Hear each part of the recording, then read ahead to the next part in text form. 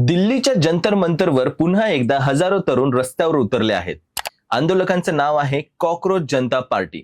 काही दिवसांपूर्वी एक सोशल मीडिया पोस्ट म्हणून सुरू झालेली ही चळवळ आज सरकारला घाम फोडणारी शक्ती बनली आहे। पण मोदी सरकारच्या काळात हे पहिल्यांदाच घडते का? तर नाही। गेल्या 10-12 वर्षात भारताने असे डझनभर आंदोलन पाहिले आहेत।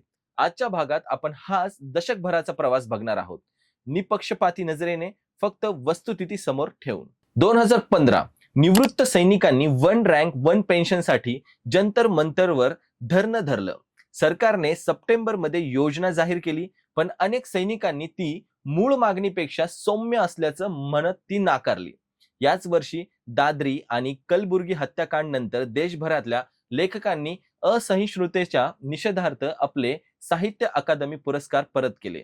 सरकारने हे राजकीय हेतूने प्रेरित असल्याचं सांगत ते फेटाळलं आणि हे आंदोलन कुठल्याही ठोस निर्णयाविना शमलं। फेब्रुवारी 2016 जेएनयू मध्ये अफजल गुरुच्या स्मरणार्थ कार्यक्रमादरम्यान देशविरोधी घोषणांचा आरोप झाला आणि विद्यार्थी नेते कन्हैया कुमार यांना देशद्रोहाच्या गुन्ह्याखाली अटक झाली। देशभरात याचे तीव्र पडसाद उमटले आणि हे प्रकरण आजही न्यायालयात प्रलंबित आहे।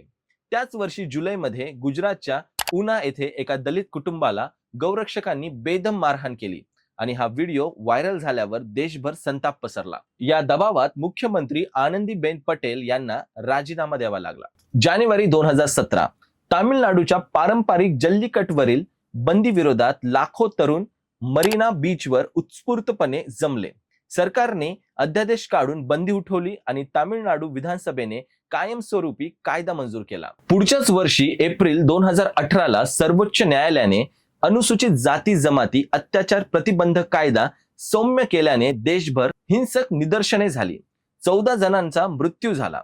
संसदेने नंतर नवा कायदा मंजूर करत जुनी तरतूद पुन्हा लागू केली आणि त्याच महिन्यात नाशिकहून 40,000 शेतकरी पायी मुंबईकडे निघाले, कर्जमाफी आणि रास्त भावच्या मागणीसाठी। मुख्यमंत्री देवेंद्र फडणवीसांनी मागण्या मान्य केल्यानंतरच हा मोर्चा शांततेत मागे घेण्यात आला। डिसेंबर 2019 मध्ये नागरिकत्व सुधारणा कायद्याविरोधात दिल्लीच्या शाहीन बागेत मुस्लिम महिलांनी अनिश्चितकालीन धरण धरलं, जे देशभर एक प्रतीक बनलं। परंतु कोरोना लॉकडाऊनमुळे या आंदोलनाचा निर्णय काही लागला नाही। त्यानंतर सप्टेंबर 2020 मध्ये 3 कृषी कायद्यांविरोधात हजारो शेतकरी दिल्लीच्या सीमांवर वर्षभर ठाम मांडून बसले होते। अखेर नोव्हेंबर 2019 मध्ये पंतप्रधान मोदींनी स्वतः हे 3 कायदे मागे घेतल्याची घोषणा केली। शेतकऱ्यांचा हा ऐतिहासिक विजय ठरला। जानेवारी 2023 मध्ये विनेश फोगाट, साक्षी मलिक, बजरंग पुनियाल सारख्या कुस्तीपटूंनी कुस्ती महासंघाचे अध्यक्ष ब्रिजभूषण शरण सिंग यांच्यावर लैंगिक छळाचे आरोप करत जंतर मंतरवर आंदोलने केली। FIR नोंदवला गेला, पण खटला अजूनही न्यायालयात प्रलंबित आहे। पुढच्याच वर्षी मे 2024 मध्ये नीट UG परीक्षेतल्या पेपर फुटीने देशभर खळबळ उडाली आणि सर्वोच्च न्यायालयाने पेपर फुटी मान्य केली, पण संपूर्ण परीक्षा रद्द करण्यास नकार दिला। 2025 मध्ये वक्फ सुधारणा कायद्याविरोधात देशभर निदर्शने झाली आणि पश्चिम बंगालच्या मुर्शिदाबाद येथील हिंसाचारात 3घांचा मृत्यू झाला।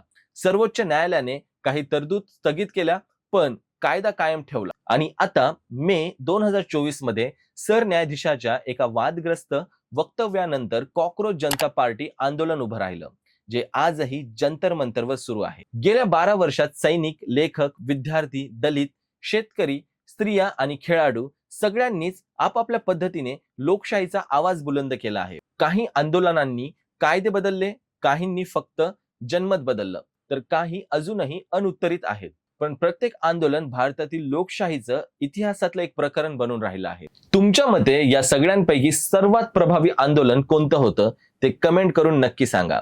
मी विशाल विठ्ठल, भेटूया अशाच व्हिडिओसाठी सॉर्ट आउट आहे आपल्या YouTube चॅनलमध्ये। तोपर्यंत चॅनलला लाईक, कमेंट आणि सबस्क्राईब करायला विसरू नका। धन्यवाद।